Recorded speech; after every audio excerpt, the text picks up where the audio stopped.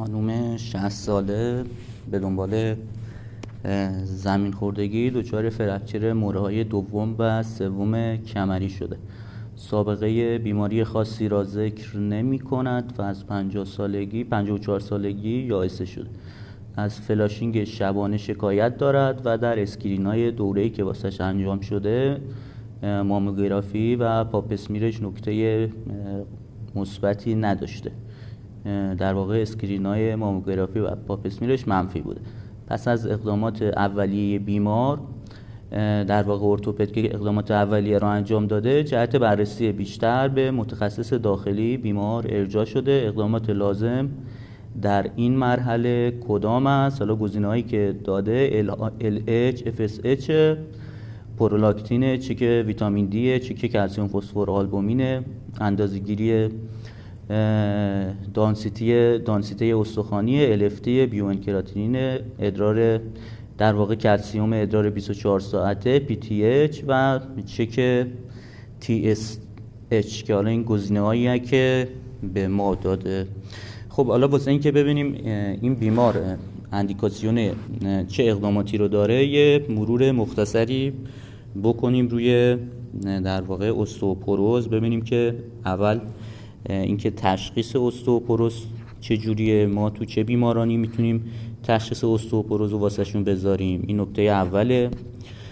نکته دوم اینه که تو بیماری که تشخیص استئوپروز دادیم چه تستای پاراکلینیک لازمه واسهشون انجام بشه و اقدام بعدی هم اینه که ما توی این بیماران چه اقدامات درمانی رو لازمه که انجام بدیم. خب حالا یه مروری بکنیم. گفتیم روی تعریف استئوپروز مطالبی که میگم عمدتاً از هاریسون 99%ش، یه جایی یه نکاتی رو از آپتودیت بهش اضافه کردم که مطلب کاملتر بشه، پیوستگیش حفظ بشه و به خاطر سپردنش راحت‌تر بشه.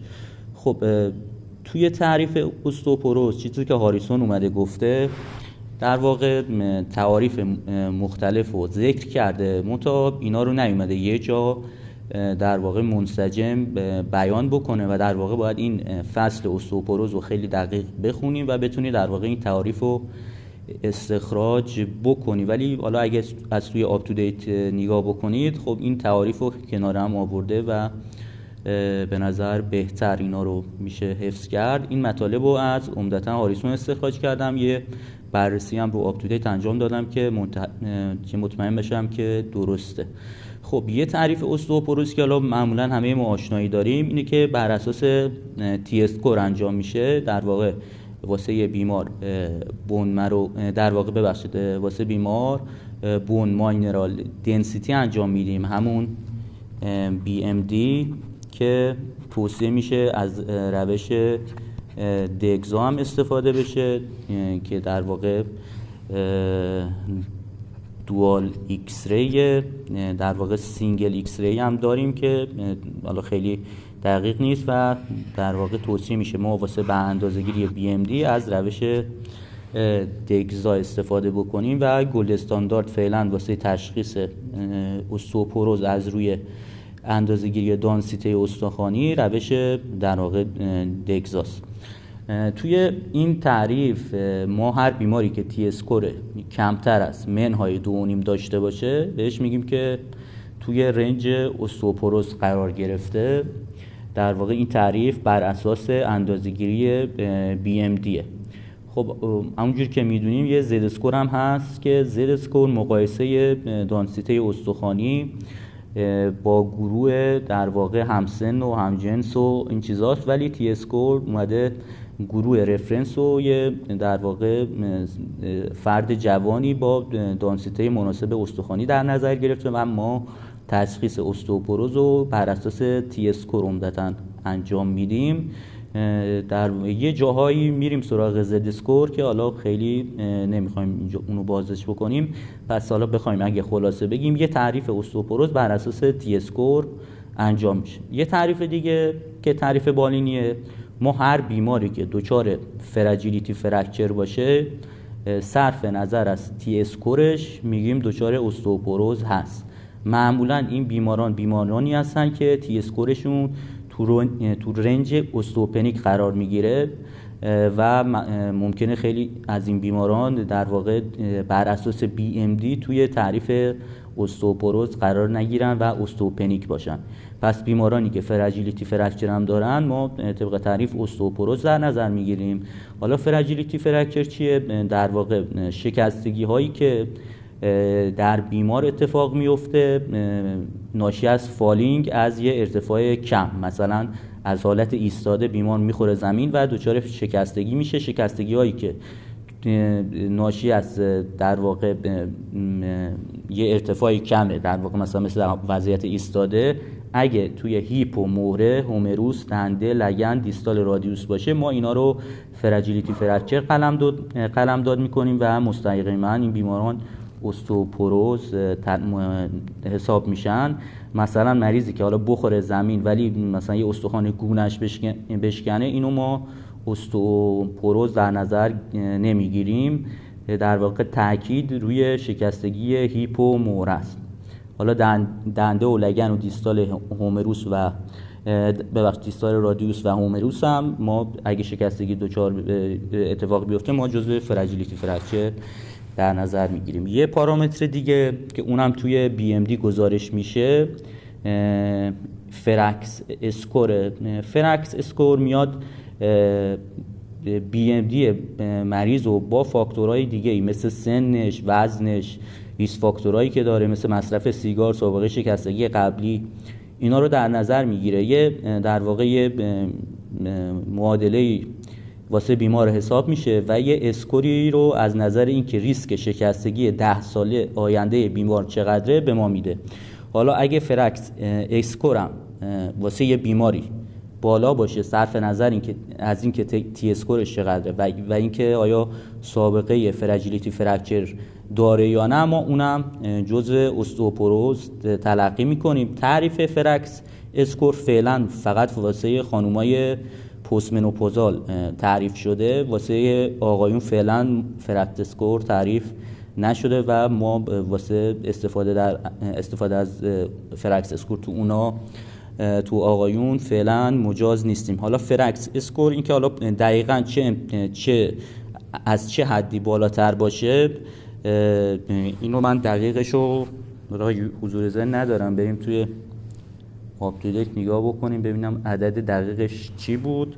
پس قرار شد که فرکس اسکور توی همون گزارش BMD ما فرکس اسکور هم میتونیم نگاه بکنیم و بر اساس ریسک 10 ساله استخوانه که پارامترایی بجز دانسیته استخوانی رو هم لحاظ میکنه و مثلا مثل سابقه مصرف سیگار و ارزم بزرگتون سن و وزن و این چیزا.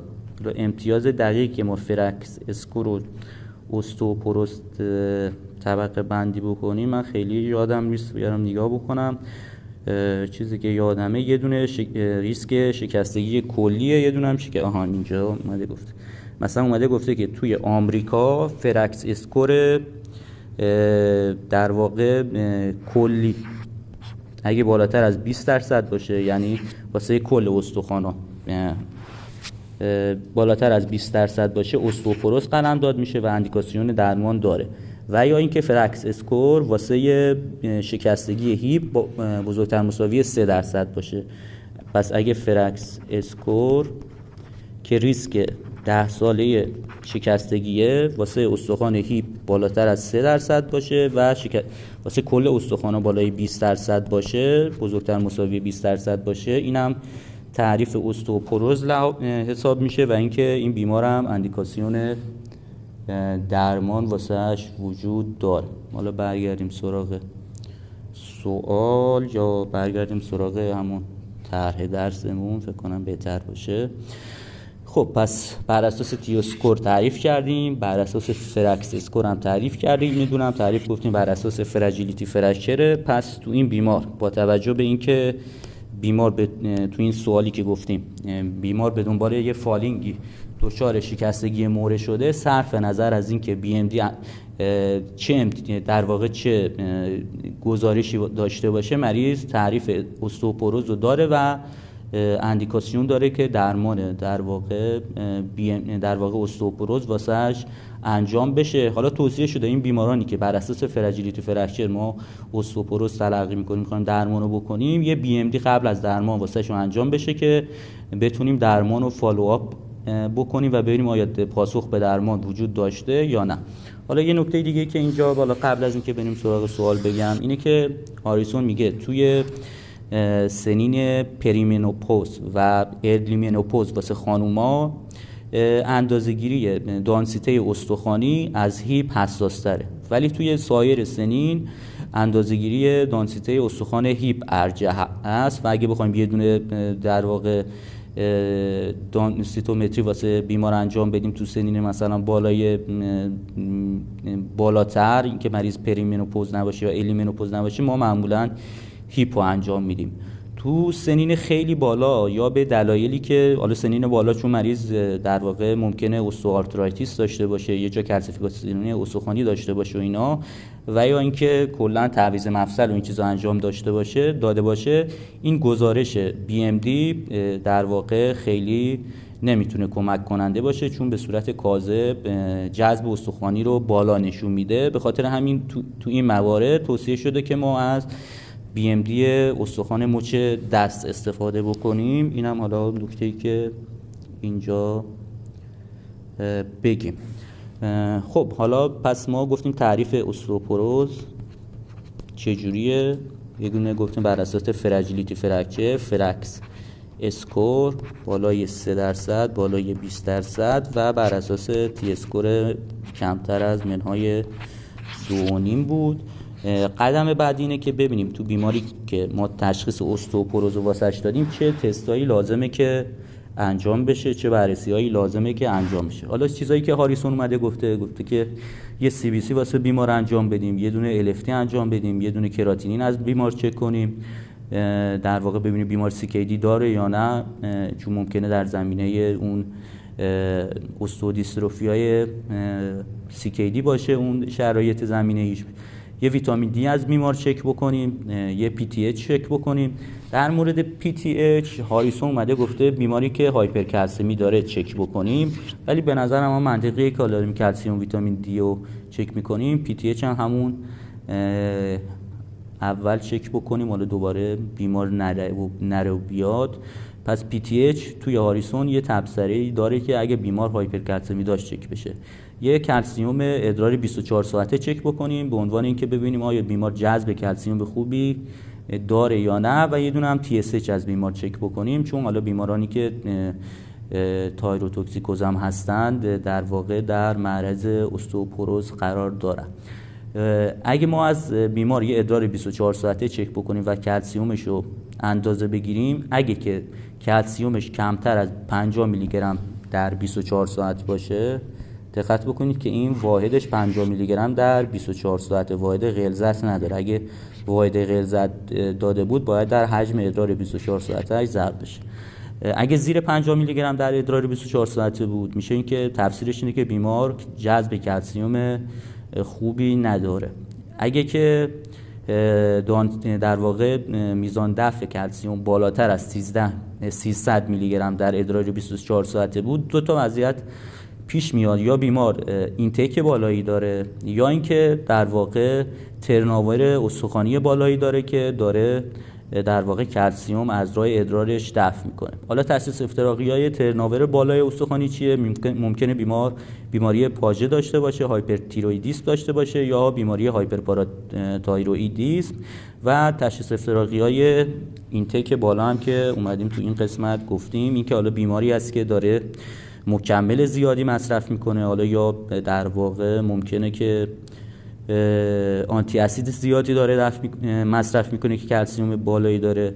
ممکنه بیماری باشه که مالیگننسی داره، در زمینه اون مالیگننسیش داره غلظت فرم فعال ویتامین دی که در واقع فرم هیدروکسیله 1.25 هست، داره اونو بیش از حد تولید میکنه و به خاطر همین داره جذب بالایی از سیستم گوارشیش انجام میشه. تو این بیماران هم ما دفع بالایی کلسیم ادراری رو داریم. تو بیماری‌های گرانولوماتوزیس هم معمولا با همین مکانیزمی که در مورد مالیگنانسی‌ها گفتیم ممکنه که اینتیک بره بالا، اینتیک در واقع جذبه، نه اینکه حالا مصرف. مثلا تو ساپلمنت ها منظور اینه که بیمار مصرف زیادی داره، تو این دوتا بیمار مصرف زیادی نداره، این در واقع جذب و ابزوربشن گوارشیش رفته بالا. و اینم که از این پس کارهایی که تو بیماری که تشخیص استئوپوروزم دادیم گفتیم چی هاست؟ گفتیم TSH چک بشه، ویتامین دی، PTH، ادرار 24 ساعته از نظر کلسیم و LFT و کراتین و CBC هم که لازمه چک بشه. حالا بریم سراغ سوال مجدد. خب گزینه هایی که توی سوال داده بود یه دونه چک LH و FSH که بر اساس چیزایی که هاریسون گفته اندیکاسیون نداره. همونطور که میبینیم سن بیمارم 54 ساله، تو 54 سالگی یائسه شده، سن پایینی نبوده که ما به پریمچور اوواریان فیلر و این چیزا شک بکنیم. پرولاکتین هم مثل همون LH FSH بیمار در واقع سن پایینی نبوده که ما به فکر کنیم دچار آمنورش شده.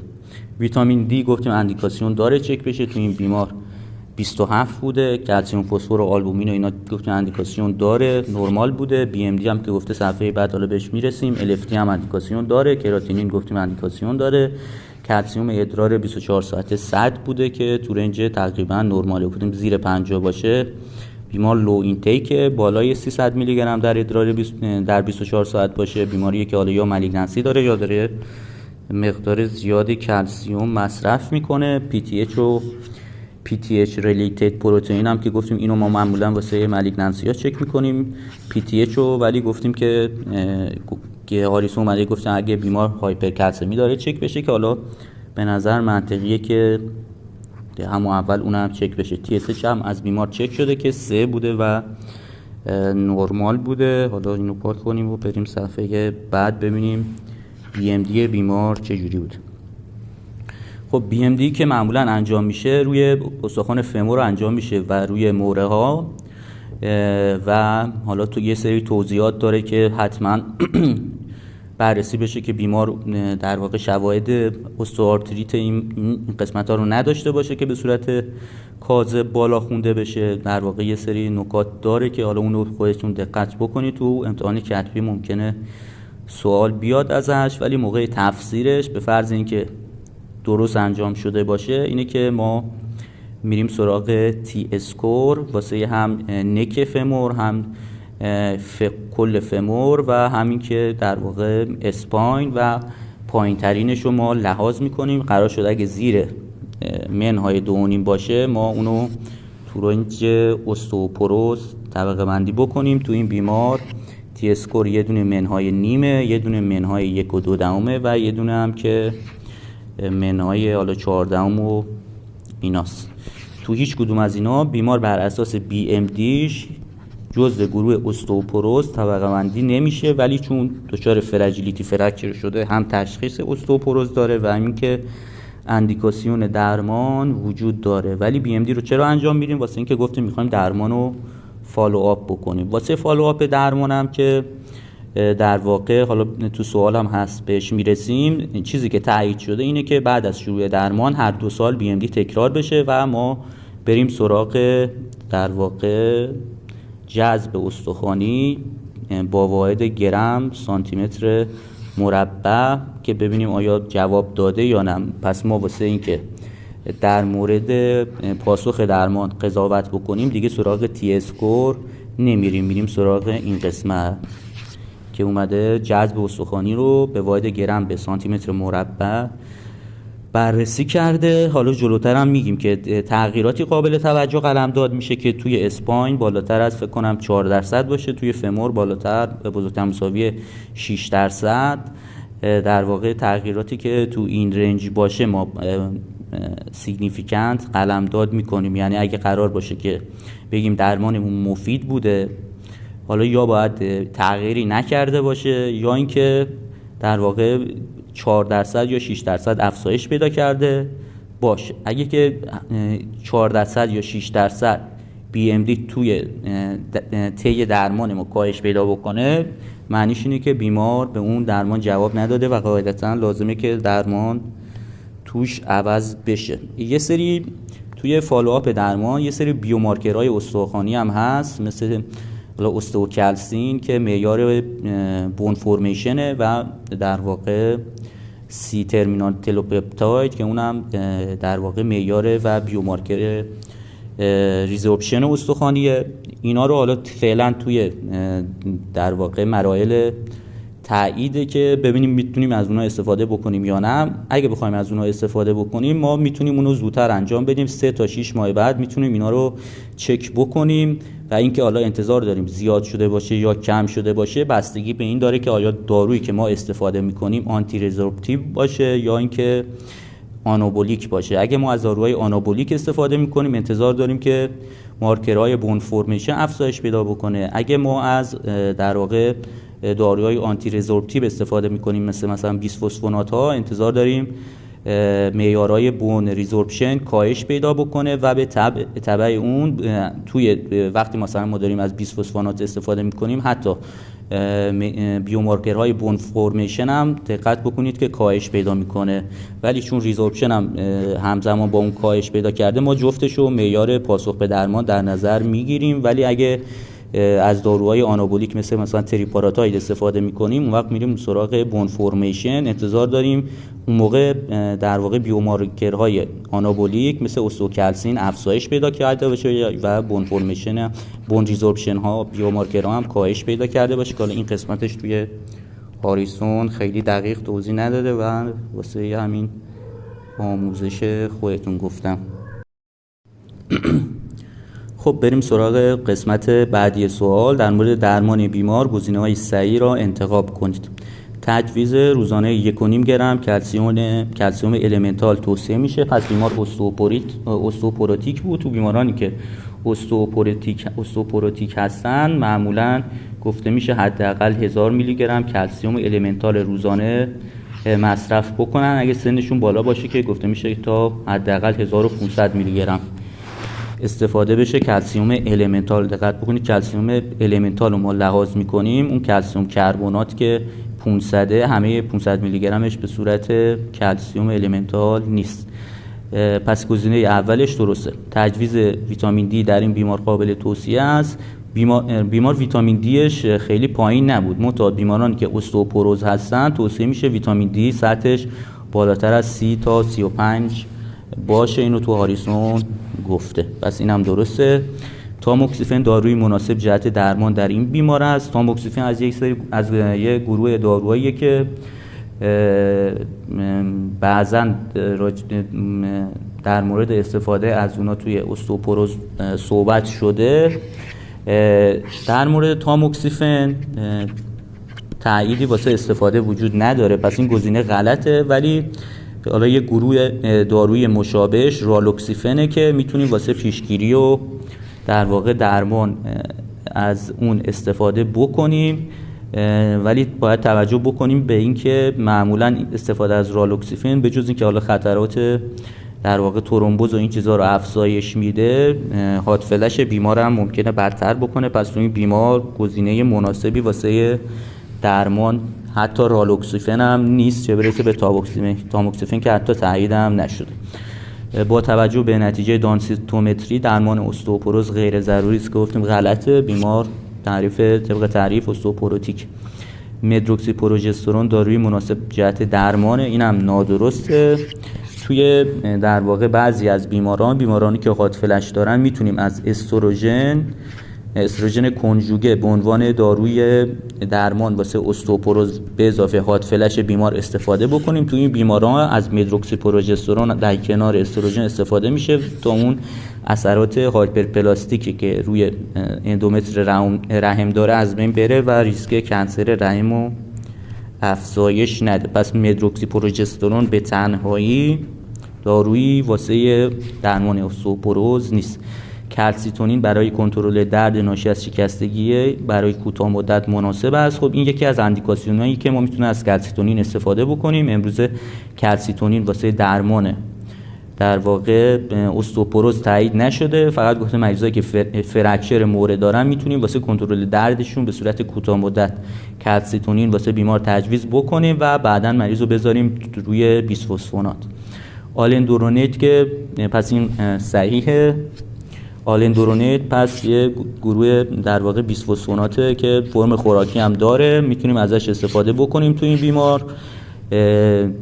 پس اینم گزینه درستیه. ولی حالا دقت بکنید که اگه وارد جزئیات بشیم، مریضی که ریسک فرکچر بالایی داره و حالا دچار فراجیلیتی فرکچر شده، توی انتخاب درمان ممکنه ما مستقیم بریم سراغ داروهای آنابولیک یا اینکه حالا مثلا از فرم تزریقی بیسفوسفونات ها استفاده بکنیم یا از اینکه حتی از دنوزوماب و اینا استفاده بکنیم. ولی بر اساس این چیزی که تو هاریسون گفته میتونیم از آلندرونیت تو این بیمار استفاده بکنیم. ولی اگه بخوایم وارد جزئیات بشیم، حتی آلندرونیت هم تو این کیس شاید خیلی مناسب نباشه. زولندرونیت مائیانه بهترین درمان است.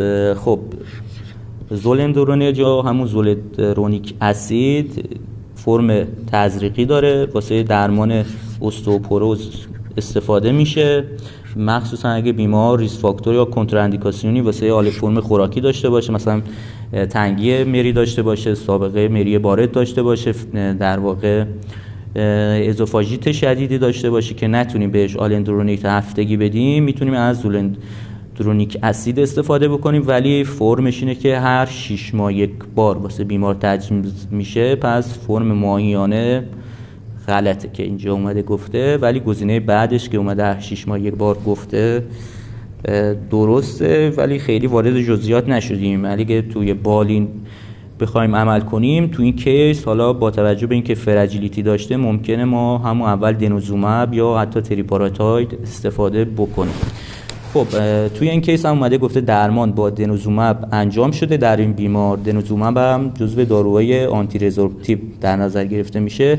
در مورد ادامه برخورد با این بیمار اقدام مناسب کدام است؟ خب این قسمت اومده فالوآپ درمان که گفتیم ما 2 سال بعد دانسیتومتری انجام میدیم، میریم سراغ در واقع اون گزارش جذب استخوانی با واحد گرم بر سانتی متر مربع که دیگه یعنی نمیریم سراغ تی اسکور. اگه 4 در اسپاین 4% در اسپاین و 6% در فمور افزایش یا کاهش داشته باشه، اون قابل توجه قلم داد میشه و ما حالا ممکنه درمانو تغییر بدیم یا اینکه تصمیم بگیریم فعلا همونو ادامه بدیم. گفتیم ممکنه از بیومارکرها هم استفاده بشه که حداقل 3 تا 6 ماه بعد انجام میشه. اگه قرار باشه حتی استفاده بشه ولی فعلا تایید نشده، تلوپپتاید در واقع سی ترمینال تلوپپتاید مارکر استخوانی بوند ریزورپشنه. اگه ما از داروی در واقع دنوزوماب که آنتی رزورپتیو استفاده بکنیم، انتظار داریم این کاهش پیدا بکنه. خب پس این قسمت اینا همه غلطه. این قسمت کاهش 10%ش خب خوب بوده، یعنی کاهش پیدا کرده خوب بوده، ولی مقدارش کمه. اگه از بیومارکر استفاده میکنیم باید 40 تا 50% تغییر داشته باشه. کاهش پیدا کرده خوب بوده ولی به اون مقدار نرسیده. وقتی 2 سالم بعد از درمان دانسیتومتری مجدد انجام شده، نه تنها افزایش نداشته، حتی کاهش هم داشته که این کاهشش هم قابل توجه بوده. توی جذب موره گفتیم بالای 4% تغییرات تو موره قابل توجهه و لازمه که درمان، حالا اگه که با توجه به شرایط بیمار ممکنه درمانو ما عوض بکنیم، تو این بیمار هم بهتره درمانو عوض بکنیم.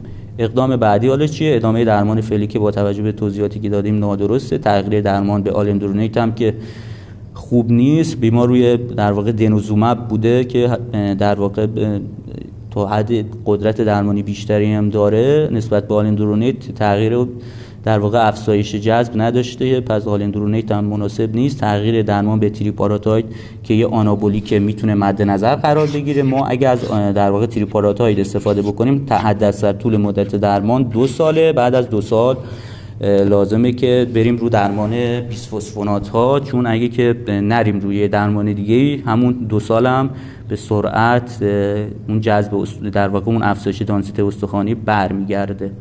پس حداکثر طول درمان با تریپاراتاید 2 ساله. میتونیم این 2 سال منقطع باشه، 1 سال مثلا بهش تریپاراتاید بدیم، بریم رو بیسفوسفونات، تریپاراتاید 1 سال دیگه شو نگه داریم واسه مثلا اگه دچار شکستگی بعدی شد.